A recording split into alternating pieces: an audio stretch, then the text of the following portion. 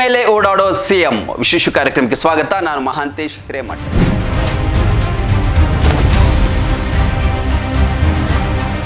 ಇವತ್ತು ಒಂದು ಗ್ರಾಮ ಪಂಚಾಯತಿಯ ಸದಸ್ಯ ಅಥವಾ ಅಧ್ಯಕ್ಷ ಆದ್ರೆ ಸಾಕು, ಅವನ ದರ್ಬಾರ್ ನೋಡೋ ಹಾಗಿಲ್ಲ. ಯಾಕಂತ ಹೇಳಿದ್ರೆ ಬಹಳಷ್ಟು ಅವನ ಹಿಂದೆ ಬೆಂಬಲಿಗರು, ಅವನು ದೊಡ್ಡ ದೊಡ್ಡ ಕಾರ್ಗಳಲ್ಲಿ ಓಡಾಡ್ತಾನೆ, ಏನೇನೋ ಸೌಲಭ್ಯಗಳನ್ನ ಪಡ್ಕೊಳ್ತಾನೆ.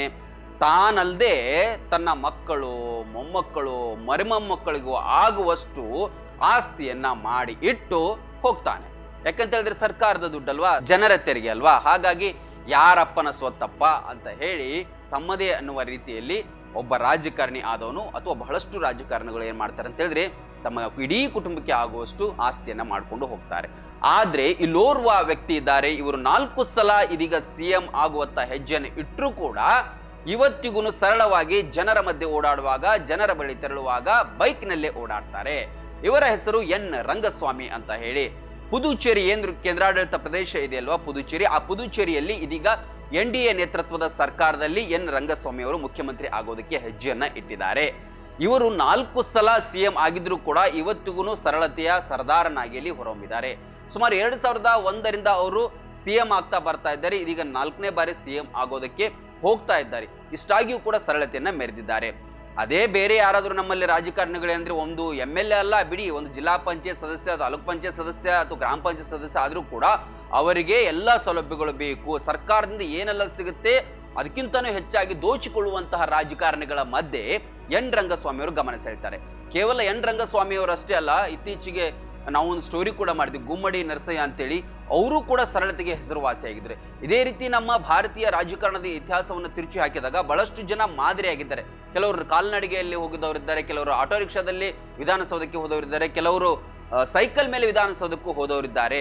ಇಂತಹ ರಾಜಕಾರಣಿಗಳು ನಿಜವಾಗ್ಲೂ ಬೇಕು. ಯಾಕಂತ ಹೇಳಿದ್ರೆ ಭಾರತದಂತಹ ರಾಜ್ಯದಲ್ಲಿ ಏನು ಮಾಡಿದ್ರು ಯಾರು ಕೇಳೋರಿಲ್ಲ, ಹೇಳೋರಿಲ್ಲ ಅನ್ನುವಂಥ ರೀತಿಯಲ್ಲಿ ಕೆಲವರು ವರ್ತನೆ ಮಾಡ್ತಾರೆ. ಎಷ್ಟು ಅವ್ರ ಮೇಲೆ ಕೇಸ್ ಆದ್ರೂ ಕೂಡ ಅದ್ಯಾವುದೂ ಕೂಡ ಸಾಬೀತಾಗೋದಿಲ್ಲ. ಆದ್ರೂ ಇಂಥವರೆಲ್ಲರೂ ಇದ್ರೂ ಕೂಡ ಇದರ ಮಧ್ಯೆ ಒಂದು ರೀತಿಯಲ್ಲಿ ಕೆಸರಿನಲ್ಲಿ ಅರಳಿದ ಕಮಲ ಅಂತ ಏನ್ ಹೇಳ್ತೀವಲ್ವಾ, ಆ ರೀತಿ ಒಂದು ರೀತಿಯಲ್ಲಿ ಎನ್ ರಂಗಸ್ವಾಮಿ ಅವರು ಇದೀಗ NDA ನೇತೃತ್ವದಲ್ಲಿ 4ನೇ ಬಾರಿ ಸಿಎಂ ಆಗ್ತಾ ಇದ್ದಾರೆ.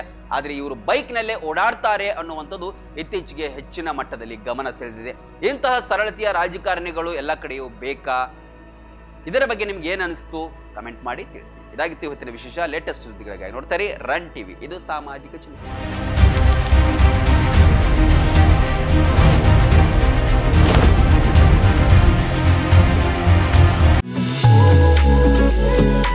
PUC ವಿದ್ಯಾರ್ಥಿಗಳ ಭವಿಷ್ಯಕ್ಕೆ ಸದಾ ಸನ್ನದ್ಧವಾಗಿದೆ ಮಂಗಳೂರಿನ ಪ್ರೆಸಿಡೆನ್ಸಿ PU ಕಾಲೇಜ್.